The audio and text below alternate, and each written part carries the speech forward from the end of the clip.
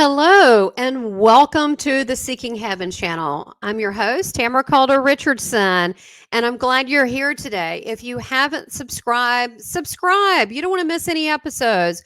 I have wonderful spiritual guests and also spiritual teachings. Also, I want to present to you my Academy of Divine Wisdom.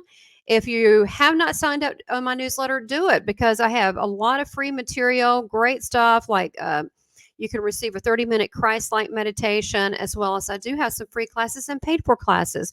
And I will have more exciting events coming up through my school. So that's Academy of Divine Wisdom. Also on that school, you can look under the services, and I have several galactic type services, which is like code activations, past life and soul discovery, earth mission channeling, angelic transmissions and codings, and galactic starseed channeling.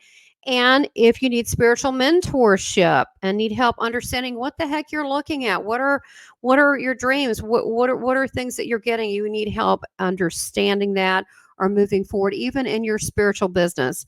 And finally, if you're interested in having a psychic medium life path reading, I'm very good at this. I've been doing this for a while, and I've been talking to spirits since 3, but I've also trained with highly esteemed, well-known mediums. I do this on stage as well, and I read people all around the world via Zoom, and it's just as accurate. So if you're interested in that, please check it out for my evidential medium and life path readings.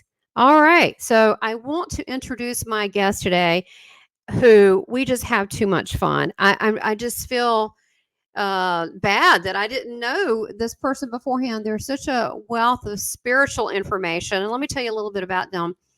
AJ Parr, he is a Venezuelan journalist, but he's a lot of things. He is a spiritual author of many books, which he's going to be talking about. He also has a publishing house, and he's working with well-known authors with that. He's a near-death experience researcher, as well as a spiritually transformative experiencer, as well as podcast host, which you can check out his YouTube channel, AJ Parr's YouTube channel, which will be below. All his links will be below. And he's going to talk about today his spiritual journey and his quest, and how all these books he's written on spirituality has come through him. And it's just amazing the work that he's doing. And he's going to talk about also his personal near-death experience alike, or his NDE-like experience. So he's going to be talking about that. So we have a lot to cover. So we're going to bring him on. AJ, so nice that you're here today on the Seeking Heaven channel. Thank you, Tamara. It's really a pleasure and an honor to be here with you. Thanks a lot for inviting me. And yeah, I also had another experience. Is that a few days after I had my experience, my near-death like experience, and merging with the light, I said, "Wow, this information is very valuable. I'm going to write a book." Yeah. Because I had read the teachings of Don Juan and other teachings, written books, and I said, "Wow, I'm going to write this book." And I started taking notes, and I started writing my experience. And all of a sudden, this happened. And it was also something that affected me deeply. It was late at night. I was writing. I was imagining, wow, this book is going to be a bestseller or whatever. And I heard within my heart came the question. I knew it was not me. It was a question, and I knew it came from the divine. The question was very simple. Why? I knew that it was asking, it was referring to, why do you seek the secret knowledge, and why do you want to write about it? It was a simple question. But while the question was coming out, why? The answer came from my heart, because I want to write a book and be famous. So they both came out at the same time. And I was so ashamed of my answer, or the answer that came out from me. And I was so ashamed because I knew at once, bang, wrong answer. Okay. That's what I felt. Meh, Wrong answer. Game show God host. Right. So that cannot be the reason for wanting this secret knowledge. So Yeah, you're right. I fell on my knees actually, and I said, sorry, forget it. I'm not gonna write a book. I'm not. I'm going to continue. I'm not going to write a book about my experience. I'm going to continue researching, and I'll do whatever you say. And I forbid myself to write books. 20 years later, 20 you- years later, I started writing books, but I never mentioned my experience. It was still forbidden. So I wrote Forbidden from your point of view, or from you felt that ashamed? Oh my gosh. yes. I felt that ashamed. So I started writing Oh my books, goodness. but I never mentioned my experience.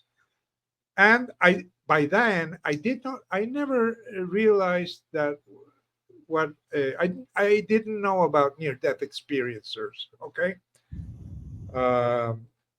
this was my experience was in 1991. It was pre social media, pre internet. There was internet, but it wasn't that famous. So I continued. 20 years later, I wrote my first book, which was Living in the Now. So I expressed my ideas about the different religions without mentioning my experience. And then I wrote a book about Buddhism. I wrote a book about Zen Buddhism, Hinduism, Ramana Maharshi. I wrote about the infancy of the Dalai Lama. I started writing spiritual books with this understanding that all religions have the same root. Okay? And 4 years ago, I met, as a journalist, I met this Spanish woman who was also a journalist. And, we were talking, and she had a near-death experience, and I didn't know much about that. So she told me about her experience, and I remembered. I had stopped telling my experience to my close friends and relatives because they thought I was imagining it or I was crazy. So I said, okay, look, I had this experience. And I told her I had been in this void, and I had merged with the light, that I could see up and down in all directions at the same time. And she said, I've had the same experience when I died. They call that the void. I was in the light, and I had what they call 360-degree vision. I could see in all directions at the same time. And wherever I focused my attention, there I would go. And I said, wow, this is amazing. So since I was a journalist, I decided to start researching it. And I started interviewing people. I said, okay, I'm not just going to watch YouTube videos. I'm going to start interviewing people, asking them. And I started recording them, and I started posting them in my YouTube channel, a new YouTube channel that I created. So I had created it a bit before in order to promote my books, but I never used it. But then I started publishing my interviews, and I was really blown away because some of these people had been in the void. They also described it as a pitch dark place where they couldn't see the hands. But now I realize that I could probably not see my hands because I had no hands. Because in that world, we're not physical anymore.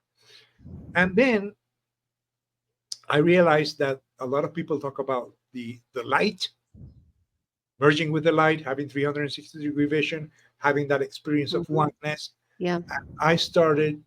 It became like my passion.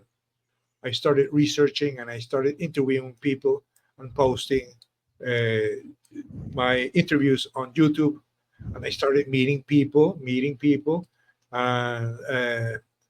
This gave me a new understanding of the roots of all religions, So what I concluded, I said, okay, so maybe this experience that I had was a near-death experience because I had always suffered from asthma, and I was also diagnosed with sleep apnea, which is that you stop breathing. Yeah, I was going to say, I kind of got that you had the sleep apnea thing, Yeah, but I I didn't want to remember. say that. Yeah. Yeah, when I remember when I got back,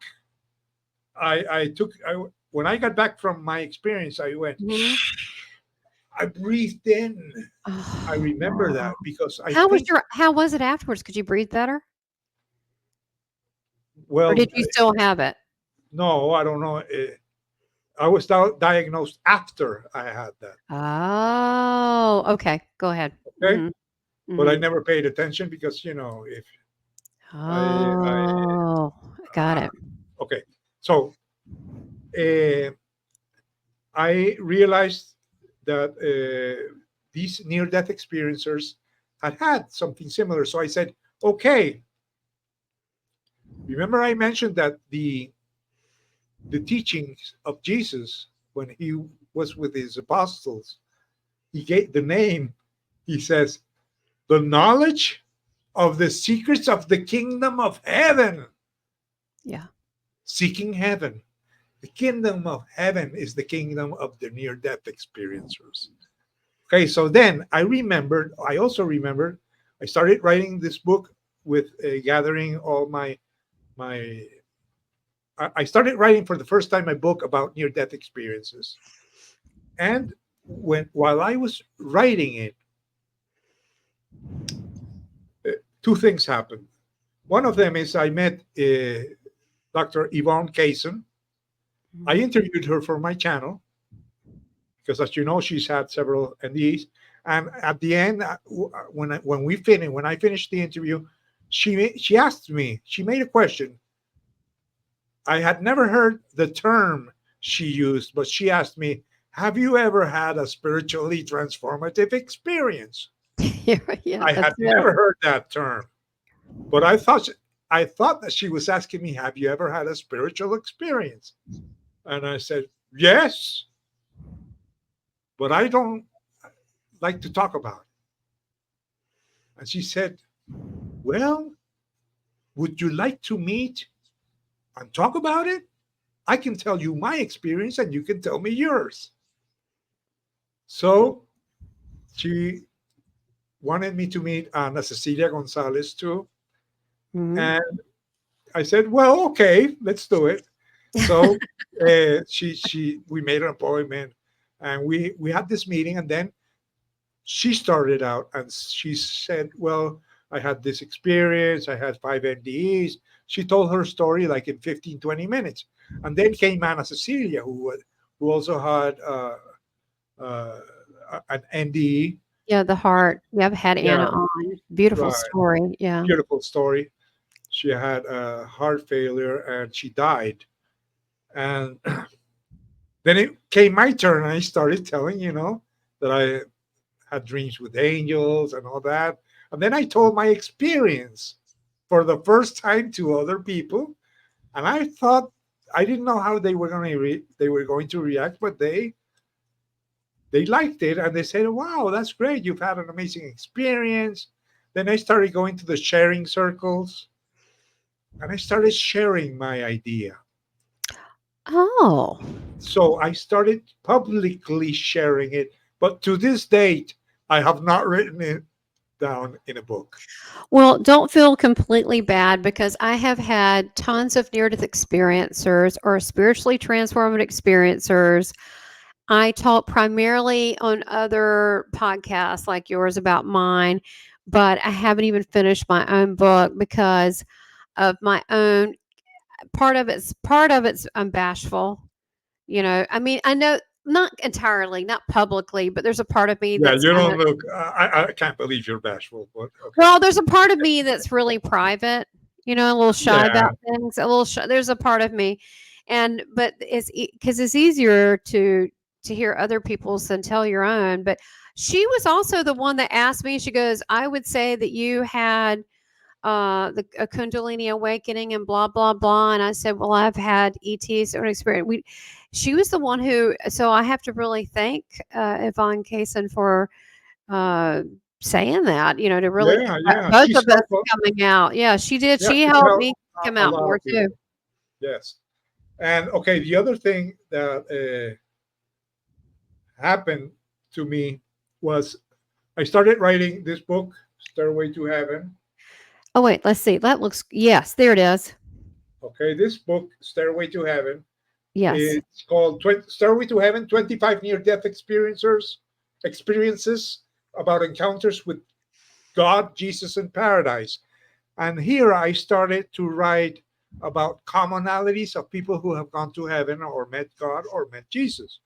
And while I was writing this, I remembered a dream I had had 20 years earlier. And that dream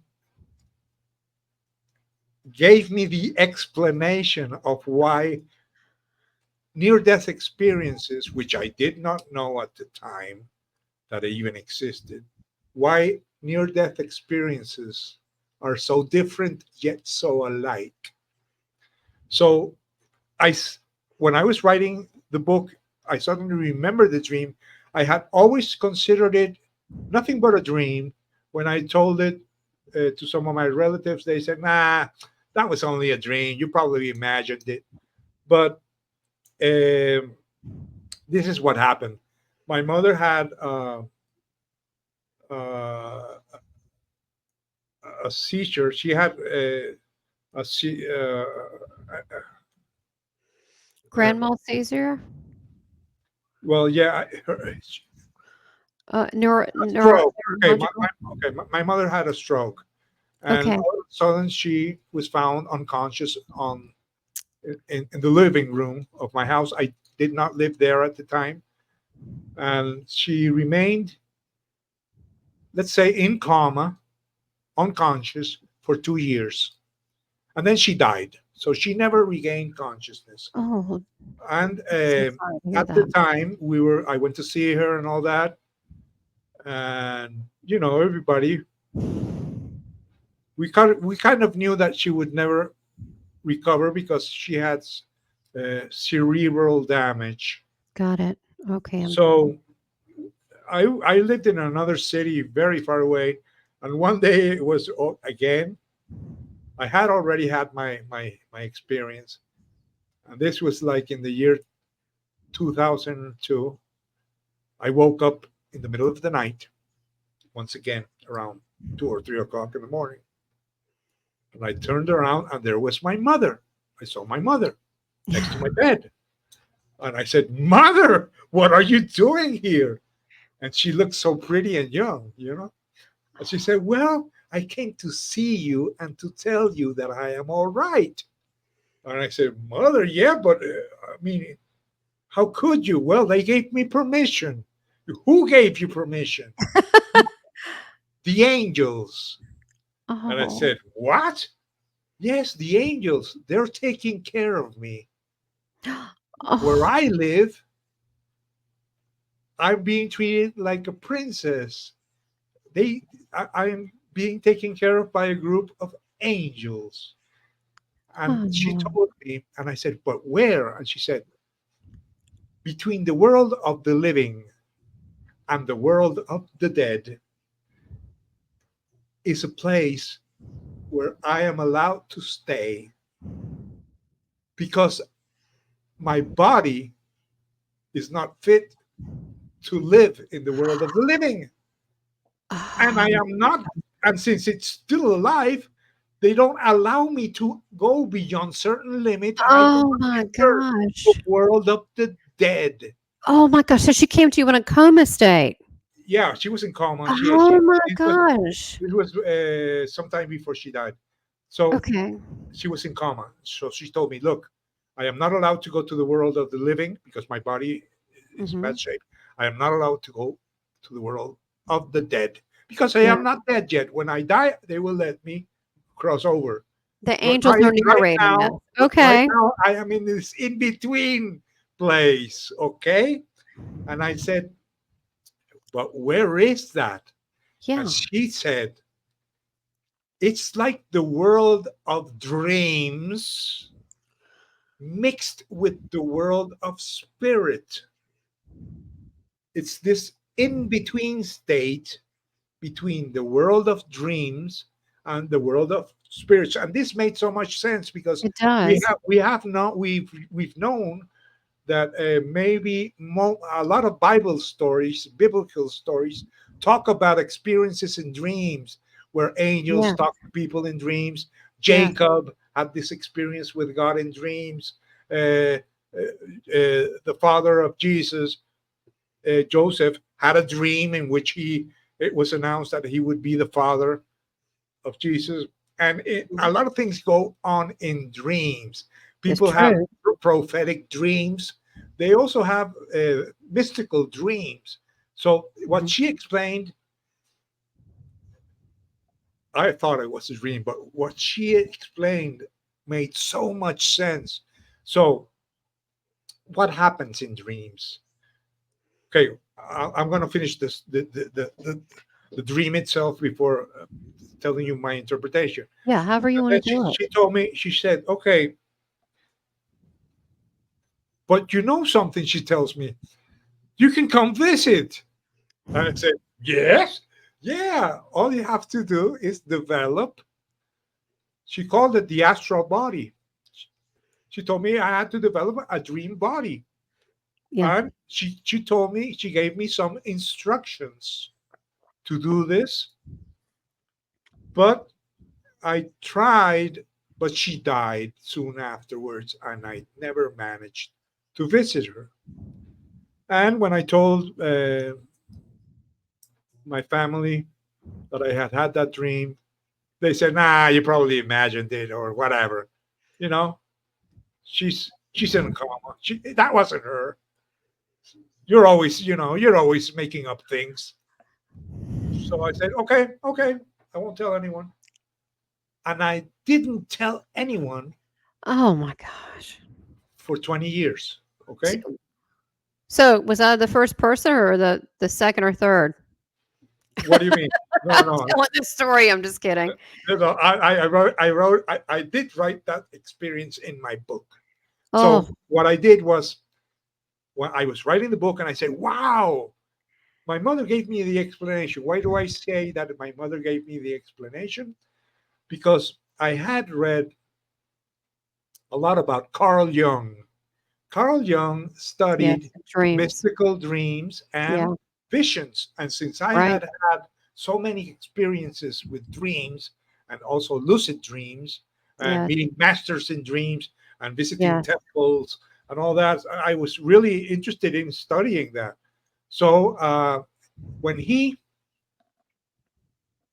studied this, he came up with something called the archetypes. What are the archetypes? Well, your soul presents itself to you or your higher being through symbols and through representations. For example, an Eskimo in Alaska that was born 3,000 years ago, if he had a mystical experience, he would see Eskimo gods or Eskimo deities that looked Okay. more or less like him. And if an African in the African jungle 3,000 years ago saw had an experience with these beings of light, or maybe he had a near-death experience, and he met this being of light that we call Jesus, but he would have said it was an African deity, Yep. and someone from Greece 3,000 years ago would have said, "Wow, I saw Apollo," and maybe in someone from Egypt would have said, "Wow, I saw Ra or Osiris." Okay, so Yep. It's true. it's not only our culture, but our unconscious has this mechanism to interpret the higher dimensions in certain way. That's why when we dream or when you and I can dream, or you and I can have an NDE and see Jesus, but your Jesus, perhaps your Jesus is blonde, and my Jesus is not blonde. Maybe he has dark hair, and maybe your Jesus has olive skin, but my Jesus has white skin. That's why, because Jesus is seen through this filter that Jung said is known as the archetype. So Yeah. this explains why some people, when they have a near-death experience, the heaven that they visit is not exactly like the other people's heavens. Why?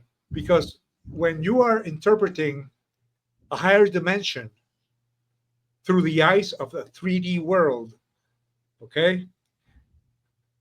When I had my experience, I went beyond 3D.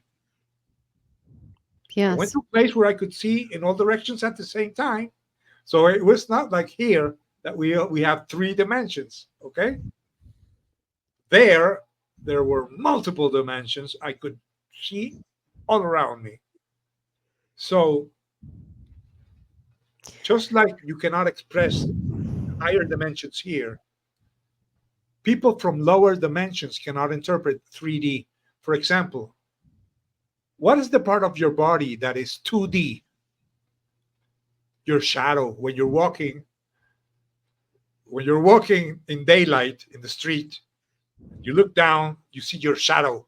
Your shadow is 2D. Yes. It's flat, okay? It's 2D. So someone from a 2D world met you, they would only perceive your shadow. Just like if we meet someone Right. from a higher dimension, we will only interpret their shadow. So what we see, we say, I saw Jesus. No, you saw the shadow of Jesus. You see? Yeah. Right. His true essence, who knows? I mean, Right. it could just be this could be a light. You saw Jesus, but the interpretation or your Right. your What you, was you comforting and understanding for me to see might be different and comforting for someone else to see as differently. 3D, as people living in this 3D world, we cannot perceive his multiplicity and his multidimensional being. We can see we can only see at the most a being of light, and that's how people Yeah. describe him. A being of light. And there's a passage in the Bible that I also mentioned in the book. It's called the Transfiguration of Christ, of Yes. Jesus. He took some apostles up to a mountain and he showed them his true self. And then he had a white robe and it began shining, and his face glowed like the sun, and Yeah. everything glowed. He He was became all a light light. being. He was a Became light a being. light being. That's what he So was. Yeah. that's his true essence. But Yes.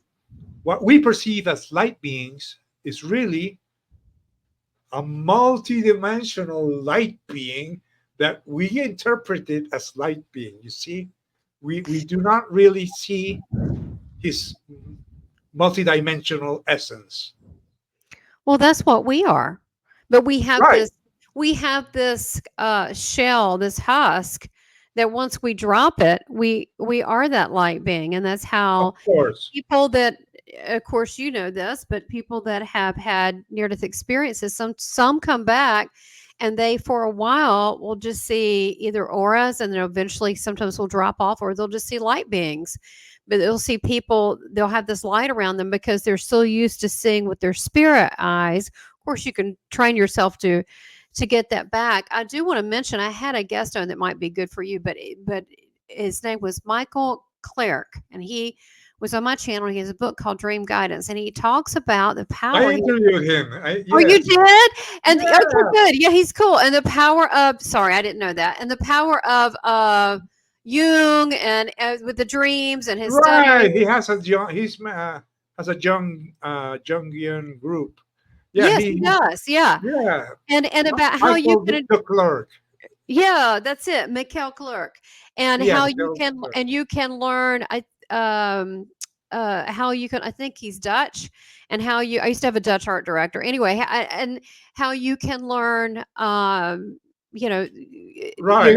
you can ask a question, go to sleep, and get your Right. You can program your dreams or something. yeah, but I think we do that instinctively, like you did when you're like, I want to know more. I want to know more. Oh, I've got to go to sleep. And then, and then that does come through in your dreams. And I think this is a good point that we can only see so much in this condition. We can only see so much as this human condition. And it's just like we're multi-dimensional beings. I believe that we're here. We're also on other planets. We're also in different realms, that we're so big that you can't see all of us. We see just a fraction of who we are in this what we call reality. I keep it simple. In this Right. reality that we see this But small section. our true essence, I believe, is oneness. It's oneness, and it's oneness. It's nothing, but yet it's everything, and it feels nothing like love, and there is no want, there is no need. It's just a feeling It's infinite love, love, infinite peace, infinite peace, infinite love. Yeah, union. Because when yeah, you what we call love, what we call love? Feeling united or feeling complete. one, that you're one with the other person. When you're in love, you feel that you're one, and that's what oneness is. Oneness is love. Oneness is peace. Oneness is wisdom. This oneness is everything. So it cannot be described. The oneness that we speak about is not the oneness. Well, I agree. And I think this is a big conversation because it goes into the whole area of consciousness, because consciousness, you can travel to areas that you don't need your body. And near-death experience is the ultimate, study of consciousness, because people have gone to different realms and then came back. But then again, many near-death experiencers, including myself, and I would guess highly with you, that once that you learn, you go, oh, I can go these places, then you're like, oh, okay, then you just kind of do it at will because it's fun and you get to talk to all these cool people and these masters and angels, because once you realize, wait a minute, there's nothing stopping me to visiting these higher realms, I'm going there, right? Yeah, I'm talking about you. Well, I mean, you do that all the time naturally. Yeah, I guess so. But I have also experienced the following. I have been told, I have been given profound explanations, and when I'm hearing the explanation, I'm saying, "Wow, this is amazing! I didn't know this." And once they finish giving me the explanation, I forget. So there are some things that I am not allowed to remember. Yeah, I know. That's everybody. I hate that when they do that, because you're knowing it and you're playing, please don't let me forget. Can you remember being not awake Yes, in a dream, and you're like, don't let me forget. This is so important. And yes. then you're like, okay, you feel a positive you won't forget, and you wake up and it's gone. And You remember it for 2 or 3 seconds, and then that's gone. But sometimes they'll let you remember when you get up. That's why I got journals everywhere where I journal what I remember. However, sometimes I'll be walking along in life, and then they'll decide to give me, my guides will give me that. And they'll go, oh, remember that dream? There's that person in your dream. Sometimes it's not dreaming. I'm actually quantum traveling, astral. You could say, maybe, but I like to quantum. I'll visit people in their quantum self, and then I'll see them in person, and I'm always shocked. I'm always like, are you sure it's them? Because they don't look like they do when I'm visiting, because it's more of a feeling. And then I see them and I'm like, oh, that's what they look like here. And a lot of people get that because they get the feeling of knowing someone. But then when they see them, they go, is that them? Because we don't recognize them with our human eyes, is with the spirit eye. So that's an interesting phenomenon. Tell me about all these books. So you wrote all these books. Let's go through you've got a ton of books that you've written. I mean, you've got Jesus in India, which looks fascinating. How did that happen? Okay, I would like to mention in a future interview about what I found in my near-death stories, and also how I received training in remote viewing. And to do this remote viewing, I basically went back to that state of oneness that I felt. And I also started remote viewing the other side. Oh, that's So, cool. so yes, I did Oh, some work on, let's call it remote view mediumship. So I have been doing this more recently. okay. Oh my And gosh, that's a whole topic right there. yes, okay, so we can talk about that. And we can also Oh. talk about my books and all that.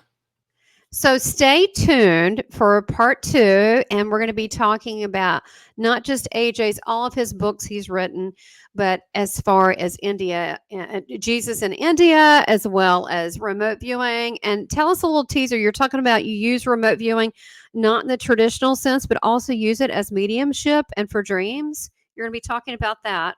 Well, yes, I was more or less recently, last year, I was trained as a remote viewer, and I was doing some experimental work on remote viewing the other side. This is more or less like mediumship, and I can talk about that, and also talk about other experiences I've had related to paranormal things, including I love that.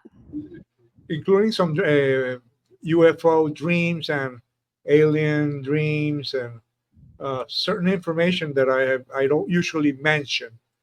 So Good. I want to hear it because I've got all sorts of paranormal secrets too. So we can share. We'll call it Paranormal Secrets from Beyond. Hey, that's our show we're going to do. Paranormal Secrets from Beyond. That's it. I just nailed it. Did I ever tell you I was a slogan writer? yeah, I think you Oh, did. God. I did. So tell everyone you're working on a project now. Oh And yeah, I'm working right now. I'm working on a book about children's near-death experiences, and this is really interesting because not only your experience is going to be there, but also experiences of children who were only 2, 3. Well, you had prenatal. birth prenatal, and these experiences are really interesting because these are kids that really had no time to receive a religious formation or a cultural education, and how, True. but they do have, for example, like you met Jesus and all that, and this sort of proves that these beings uh, are not something that adults imagine, but these beings are actually there in the other side. It's true, and there's different realms, and the whole presenting himself as, I think it's very loving to present themselves in a way that's loving and understanding to people that especially to children, like with Jesus or angels, and because we just don't have the spiritual vocabulary to see a being of light, we wouldn't know what that is. So I can't wait for that to come out. You're working on that now? So do you know a release date yet? Well, not yet. I think it will take like a couple of months, but it's coming. It's coming out pretty soon. Okay, good. That's fine. Well, when you have it, we'll have you back on and we'll go through some of these and, um, Yeah, I interviewed. promote it. I interviewed Melvin Morse, PMH Atwater, Pim Van Nommel. I also interviewed Raymond Moody. I Yes, he's interviewed wonderful. Mark Anthony, who has done. He also had an NDE when he was a kid, Oh, and I didn't know uh, that. Yvonne Kaysen. Yeah. So these are people who have researched the topic, as well as near-death experiencers.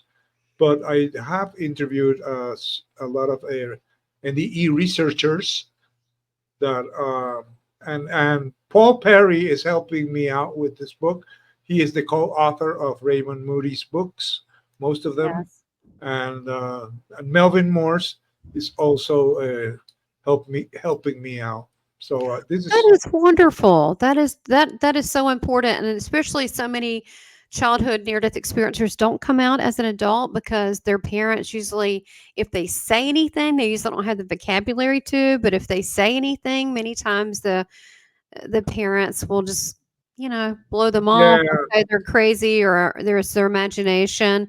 So it's very validating to us childhood NDErs to be able to have anything written on it because we were so right. validated as children. And I'm sure you found that too with your Yeah, research. a lot of kids they take around 20 or 30 years to process it, to understand it, and to share their stories. Yeah. PMH Atwater did an interesting study of that, and a lot of them come back with gifts like you, and so many other gifts that they have.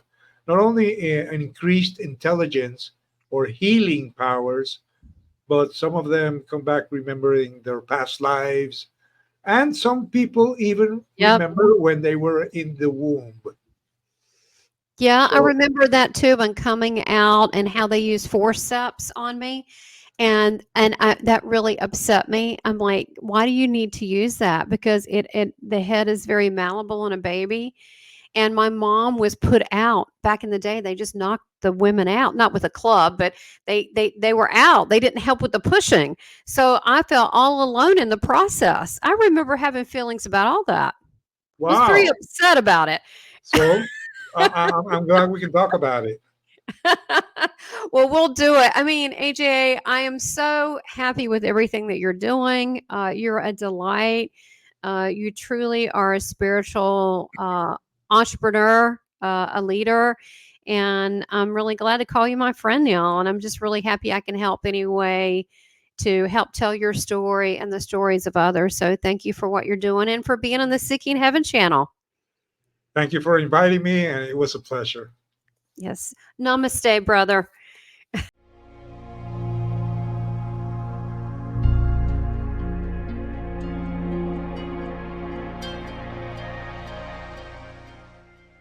Please subscribe, like, and make comments, and support this channel by becoming a member. Thank you for your continued support.